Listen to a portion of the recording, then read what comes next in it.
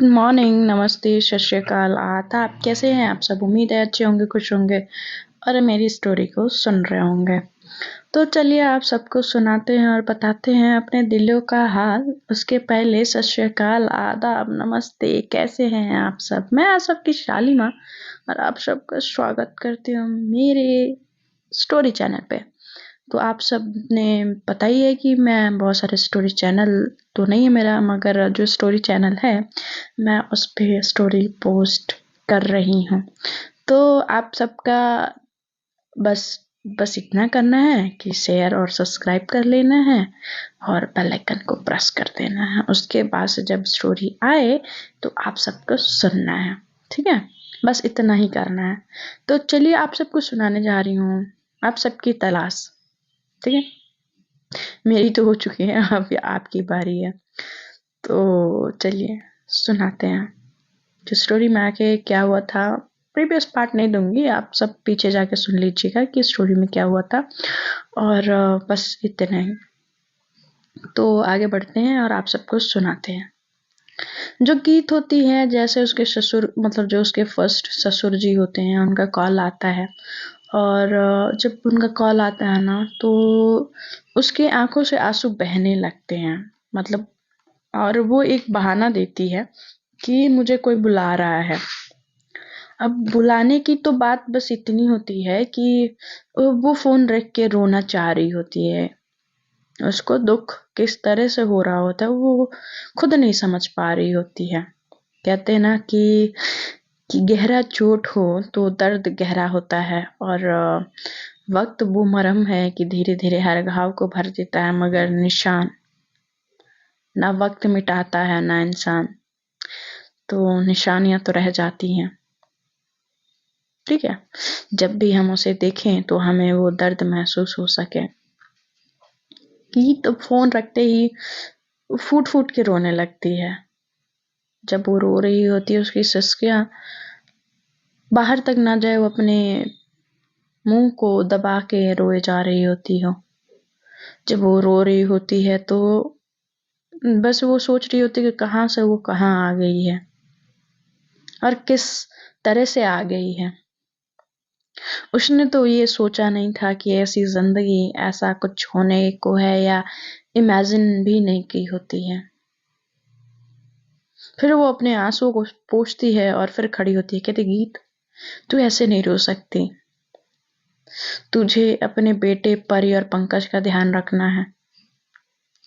अगर उन दोनों को पता चला कि मैं इस तरह से रो रही हूँ तो उन पे क्या बीतेगी।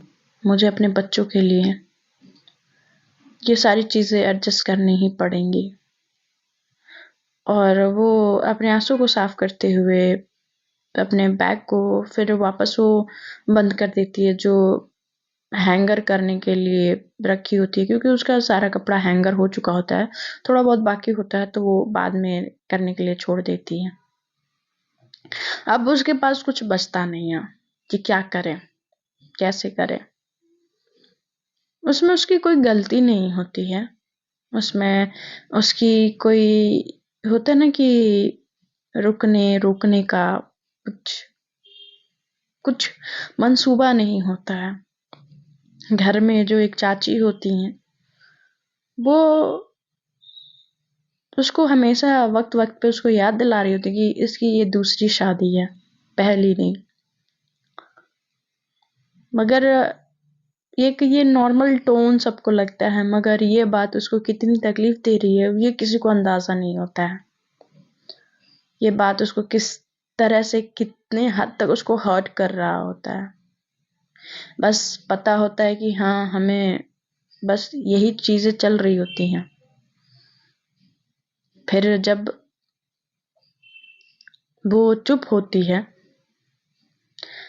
तो अब वो बाहर जा ही रही होती है, तब तक उसकी सासू मॉम, जो प्रेजेंट टाइम की जो सासू मॉम होती है, फिर से वापस आती हैं। कहती कि बेटा, मुझे फोन आया था, तुम तैयार हो जाओ, तुमको शाम को जाना है। कहाँ जाना है? तो जैस के साथ जाना है बहू।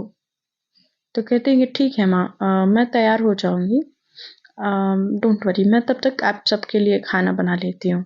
तो कहती कि नहीं बहू, अभी तुम थोड़ा सा और तैयार हो जाओ क्योंकि पड़ोसन आ रही हैं तुम्हें देखने के लिए, तो थोड़ा सा अच्छे से तैयार होना। तो कहती है ठीक है माँ। वो साड़ी फिर चेंज करती है, दूसरी साड़ी पहनती है, और जब वो दूसरी साड़ी पहनती है तो साथ में मेकअप भी चेंज करती है, चूड़ियाँ चेंज करती है, फिर मतलब पूरी तरह से। जो गीत होती है ना, वो 2 बच्चों की माँ होती है, मगर मतलब फिजिकली वो लग नहीं रही होती है कि ऐसा कुछ है, मतलब वो 2 बच्चों की माँ है। वो बहुत ज़्यादा अपने आप को मेंटेन करके रखती है, और उसके मेंटेनेंस के तौर पे ही उसका ये जो बॉडी पोस्चर होता है पता नहीं चल रहा होता है। साड़ी वगैरह बहुत अच्छे से पहन लेती है, तैयार हो जाती है, गले में मंगलसूत्र और वो सारी चीज़ें पहन के, गले में सेट पहनती है, कानों में झुमके, और बहुत खूबसूरत लग रही होती है। जब उसके घर पे जब पड़ोसी आते हैं तो वो भी नीचे जाती है, सबके लिए नाश्ता चाय वगैरह का व्यवस्था होता है, और नीचे जाती है। वो उसकी जो सासू माँ होती हैं, वो उनको उन सब लोगों के बीच में बैठाती हैं, कहती हैं कि सब लोग देख लो मेरी बहू को, ठीक है। तुम्हें अच्छा लगा कि मेरी भी बहू आ सकती है? क्यों मिसेस कपूर, आपको तो लगा ही नहीं था ना कि मेरी भी बहू आएगी? पड़ोसी कुछ लोग खुश होते हैं, कुछ लोग नहीं खुश होते हैं। जो नहीं खुश होते हैं कहते कि अब ऐसी बहू लानी होगी तो हर कोई ला लेगा ना मिसेस शर्मा, क्योंकि आप तो 2 बच्चों की माँ से अपने बेटे की शादी की हैं। तो एक जो बोलते कि और अगर 2 बच्चों के माँ से शादी नहीं करती तो कौन सा इनका बेटा बच्चा पैदा कर सकता है? वहां पे थोड़ा सा ये चीज उसको अटपटी लगती है गीत को, कि ऐसा क्यों बोल रहे हैं। तो वहां से वो कहते कि वैसे तुम्हारी बहू बहू बहुत ज्यादा सुंदर है। तो वो कहती कि धन्यवाद।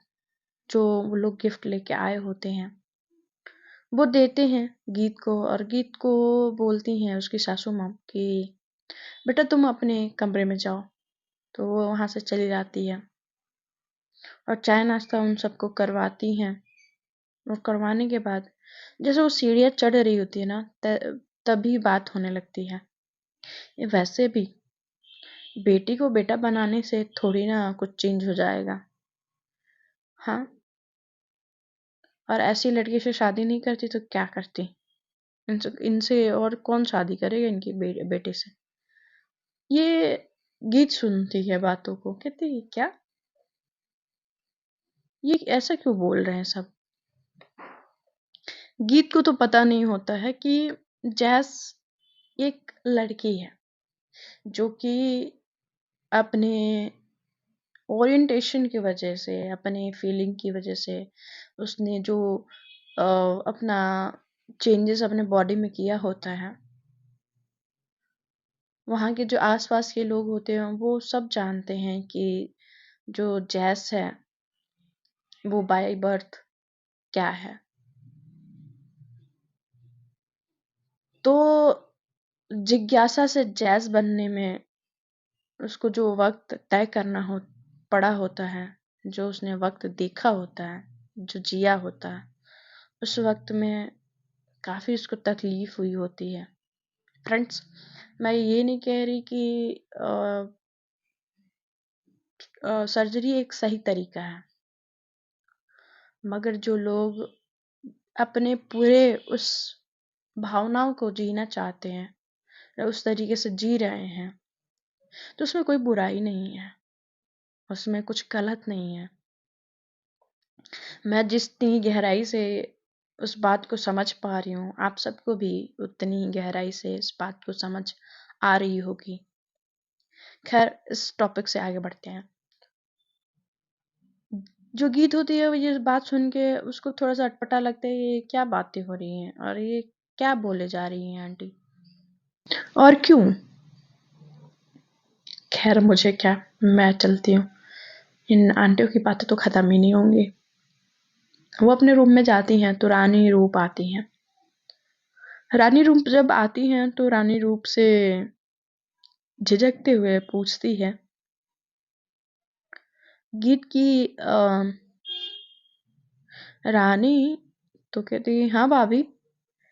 और रूप भी होती है, क्या हुआ भाभी आप परेशान लग रही हैं?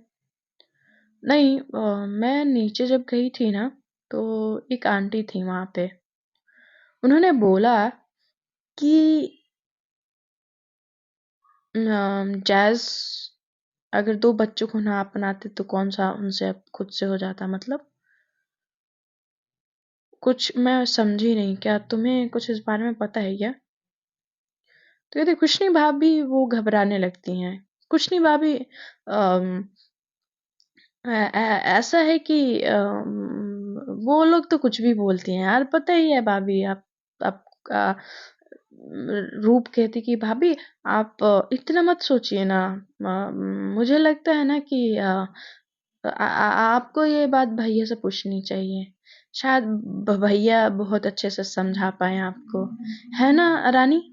तो कह रही हाँ हाँ हाँ हाँ भाभी, हम चलते हैं। वो ऐसे बोल के चली जाती हैं। जब वो वहां से चली जाती हैं तो गीत को कहते हैं कि घबराहट इनके चेहरे पे क्यों दिख रही थी। खैर जो भी हो, मैं अभी तो तैयार हो वैसे जाना कहाँ है, मुझे तो एक बार भी आ, बोले नहीं कि कहाँ जाना है। तो विवेक आता है ऑफिस में, जो उसका फ्रेंड होता है वो ऑफिस में ही काम कर रहा होता है। तो आता है जैस के पास, कहता है कि जैस आ, चलें? तो कहते तेरी बात ममता से होगी? तो कहता है कि हाँ मेरी बात होगी ममता से, ममता तैयार रहेगी, हमको बस शाम को पिक करना और पिक करते हुए जाना है। तो कहता है कि ठीक है। तो वो कहते हैं कि एक काम कर तू भाभी को फोन करके बोल दे कि हम लोग यहाँ जा रहे हैं तो वो तैयार रहे। तो जैस बोलता है कि अरे यार मैंने तो पहले ही बोल दिया था ना, उस वक्त ही बोल दिया, तो बार बार बोलने की क्या जरूरत है? तो कहता है कि नहीं यार, जरूरत है। और गीत अब तुम्हारी वाइफ है तो मुझे नहीं लगता कि तुम्हें इस तरह से उनको थोड़ा भी इग्नोर करने की ज़रूरत है।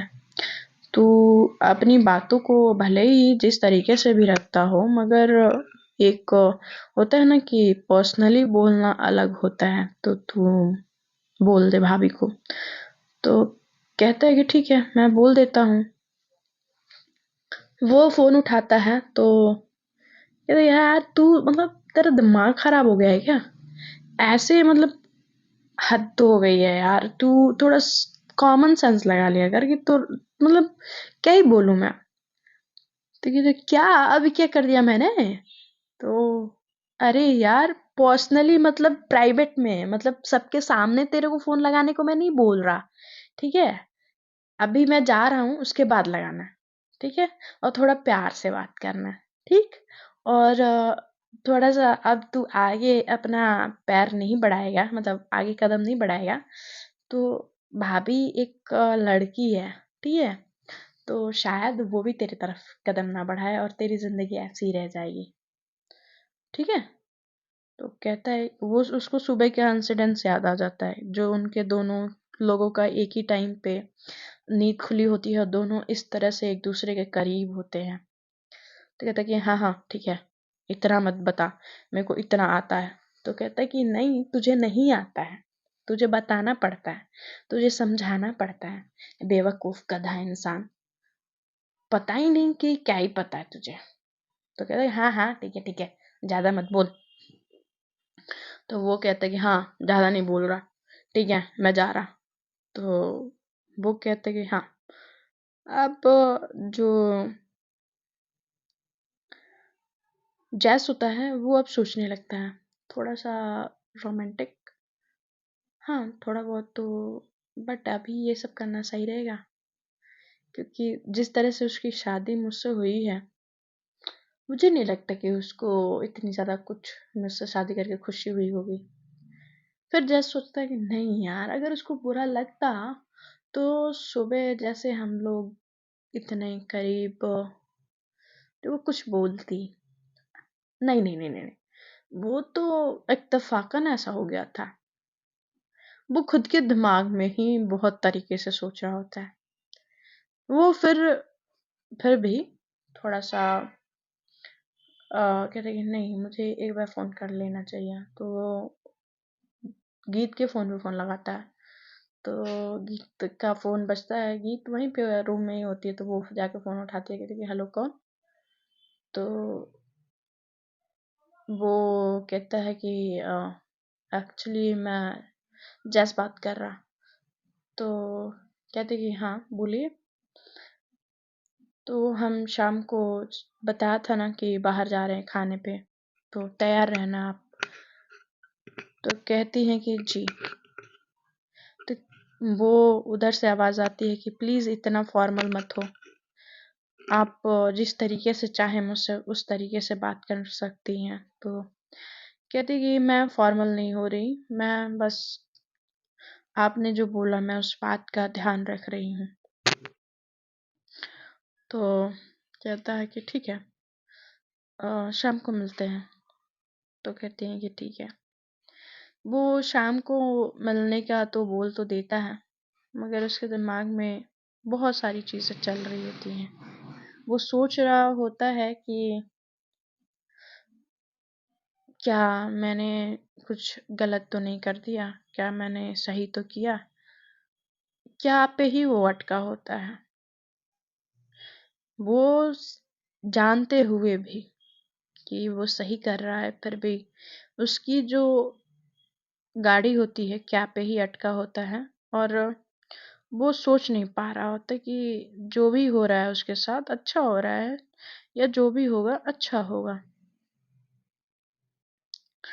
फिर वो कहता है कि ठीक है, जो भी होगा देखा जाएगा, अभी फिलहाल क्या ही बोला जाए। कहते हैं ना कि मोहब्बत और जंग में सब जायज होता है। फिर जब वो फर्स्ट टाइम गीत को देखा होता है, जब फर्स्ट टाइम उसकी आंखें गीत को देखी होती हैं, वो उस ख्याल के बारे में सोचने लगता है जब उसको उसने स्कूल के पास पहली बार, उसके उड़ते हुए बाल, उसकी मासूम आंखें, उसके कांपते हुए होंठ उसने देखा होता है। वो बारिश में भीगते हुए, भागते हुए जाते हुए उसको, तब वो ये सोच रहा होता है कि पता नहीं था कि तुम मेरी जिंदगी में आ जाओगी, जिसको मैंने देख के इमेजिन किया था। मैं कोशिश करूंगा गीत कि तुम मुझसे अनकंफर्टेबल ना हो, और तुम्हें मैं पूरी तरह से कंफर्टेबल फील कराने का कोशिश करूंगा। फिर धीरे धीरे वक्त बीतता है, शाम होती है। शाम होने के बाद जब इन तीनों की बारी आती है ऑफिस से निकलने की, तो विवेक भागता हुआ जाता है, बोलता है कि अब चलें। तो कहता है कि हाँ चलो, ममता को पिक करना है ना। तो कहता है कि हाँ। तो फिर वो ममता को पिक करता है, और उसकी जो वहाँ पे सेक्रेटरी होती है उसको भी वो पिक कर लेता है। फिर वो सबको पिक करते हुए घर पे जाता है, हॉर्न बजाता है, और जो विवेक आगे बैठा होता है वो पीछे आ जाता है। वो पीछे ममता के पास बैठ जाता है। उसकी सेक्रेटरी और ममता और विवेक तीनों साथ में बैठ जाते हैं। तो ममता कहती है कि तुम पीछे क्यों आ रहे हो। तो कहते कहते कि बिल्कुल पागल हो गया, धीरे से बोलते थे कि कहता है कि क्या तुम दोनों ने कुछ बोला। तो कहता है कि नहीं। तो दरवाजा जैसे ही खुलता है, उसकी चूड़ियों की खनखनाहट से जो जैस का दिल होता है ना धड़कने लगा होता है। वो उसकी तरफ देखता है, वो काफी खूबसूरत दिख रही होती है। उसकी आंखों में मासूमियत, उसके चेहरे पे इतना नूर और इस तरह से इतनी प्यारी यादाएं देख के दिल उसका धक धक धक धक धक धक करने लगता है। जब ये फीलिंग, जब वो एंजॉय कर रहा होता है,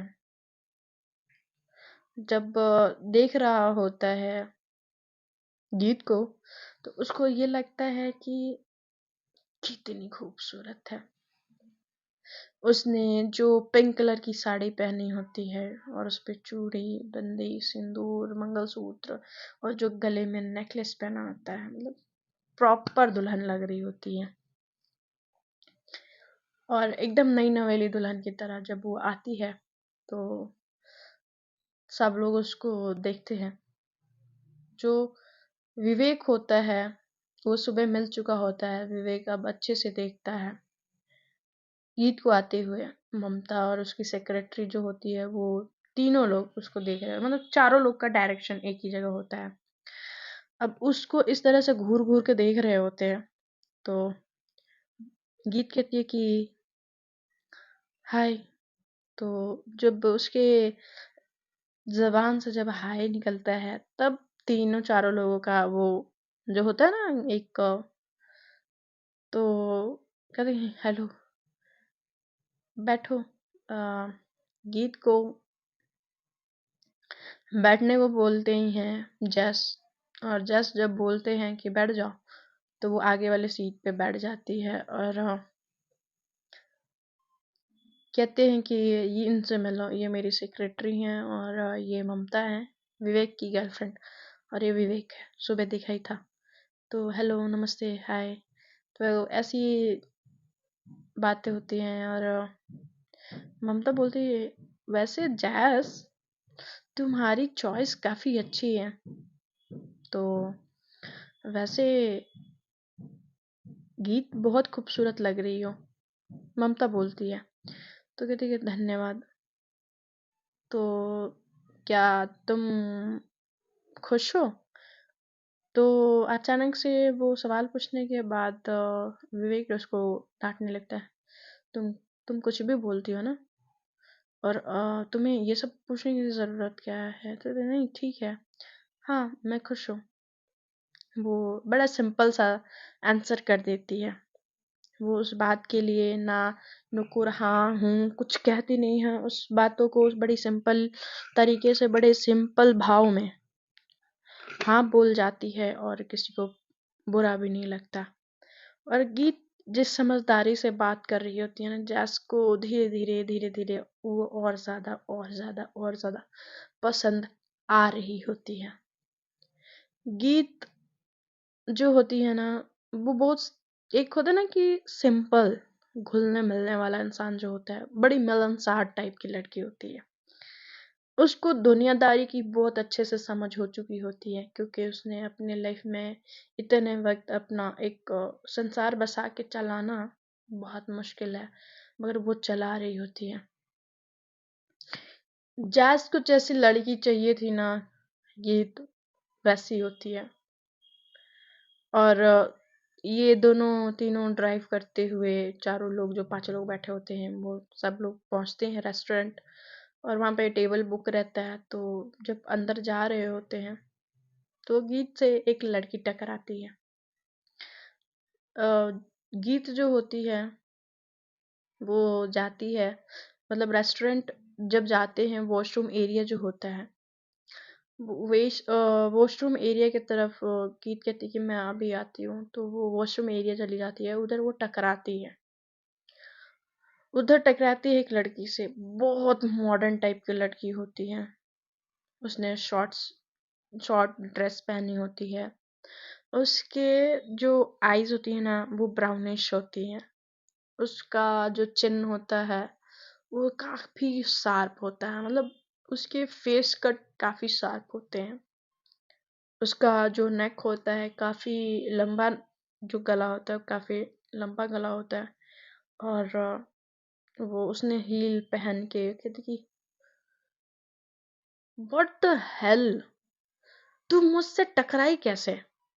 हाँ, आंखें हैं तुम्हारी या बटन? तो कहती कि सॉरी सॉरी, मैंने ध्यान नहीं दिया, आई एम सॉरी। गीत बोलती है तो कहती कि पता नहीं ये रेस्टोरेंट वालों का क्या होगा, ऐसे बहन जी टाइप्स लोगों को एंट्री देने लगे तो तब तक पीछे से आवाज जैस की आती है, क्या बोल रही हो तुम। तो जब ये आवाज की तरफ जब ये दोनों टर्न होते हैं तो वहां पे जैस खड़ा होता है और कहता कि सॉरी बोला ना कि जानबूझ के टक्कर नहीं मारी।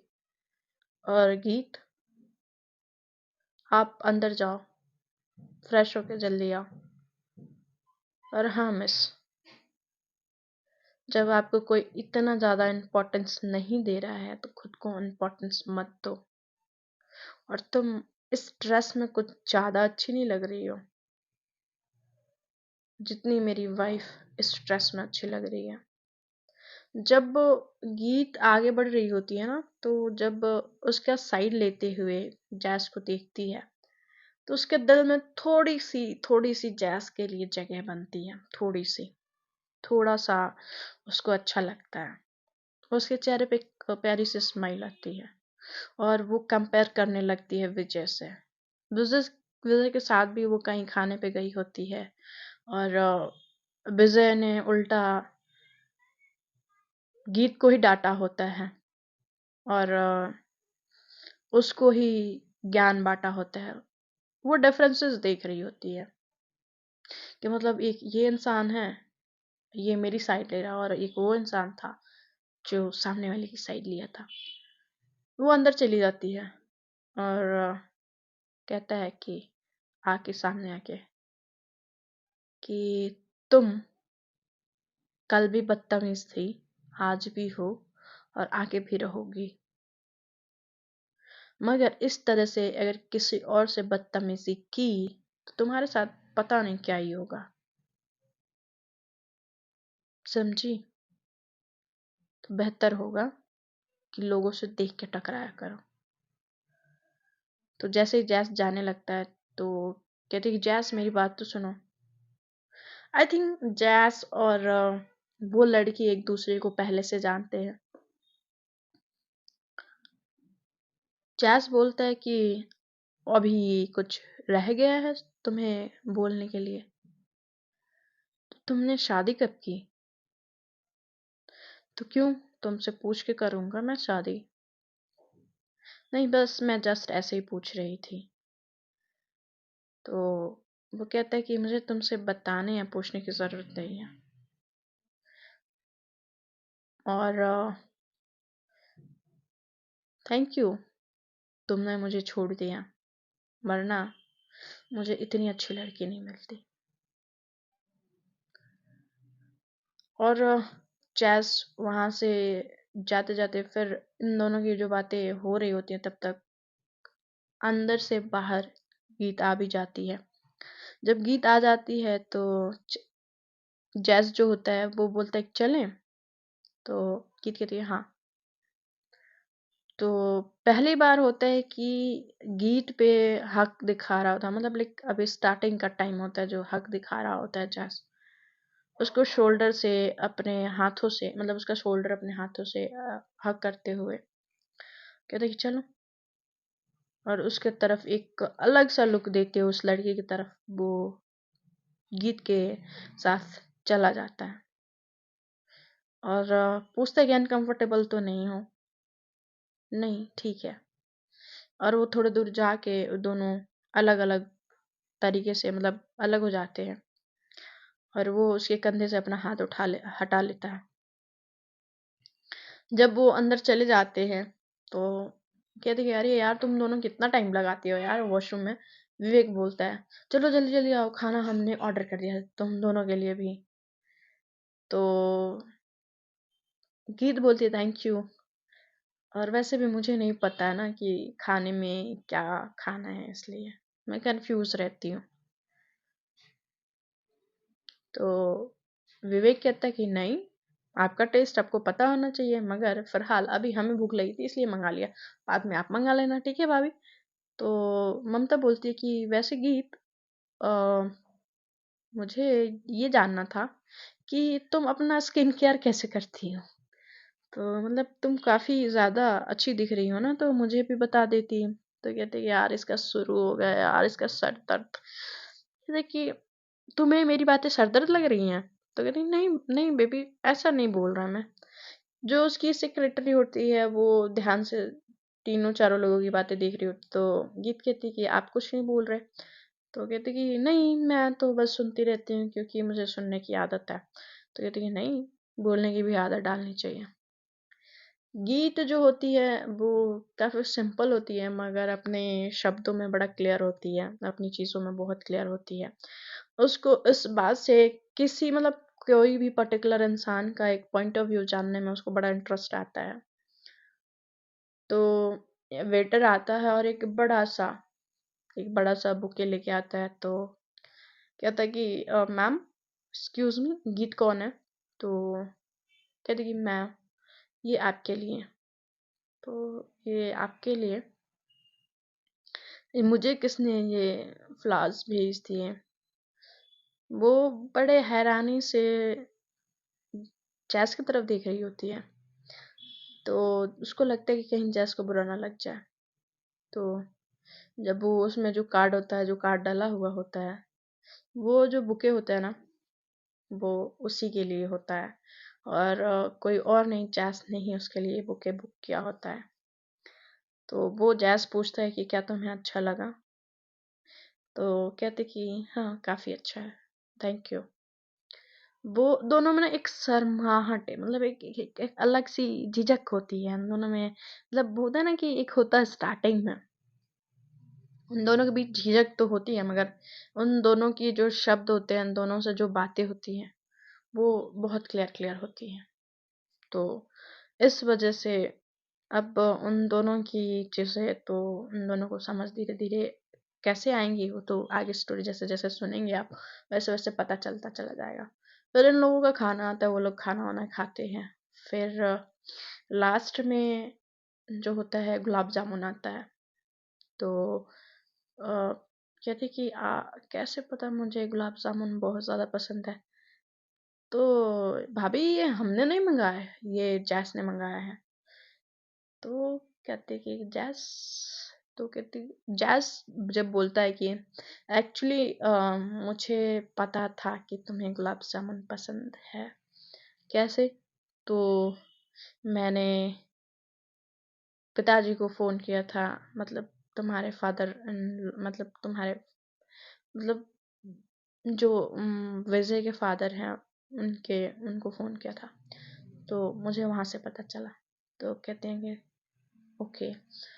फिर ये लोग गुलाब जामुन खाते हैं, फिर उसके बाद से वो वहाँ से रेस्टोरेंट से बाहर निकल ही रहे होते हैं। तब तक जो लड़की उस वक्त उनके साथ टकराई होती है फिर से उनके सामने आ जाती है। तो फ्रेंड्स, हम कल जानेंगे कि इस स्टोरी में, मतलब अगले एपिसोड में जानेंगे कि क्या हुआ था आगे की स्टोरी में। तो बाय बाय, टेक केयर।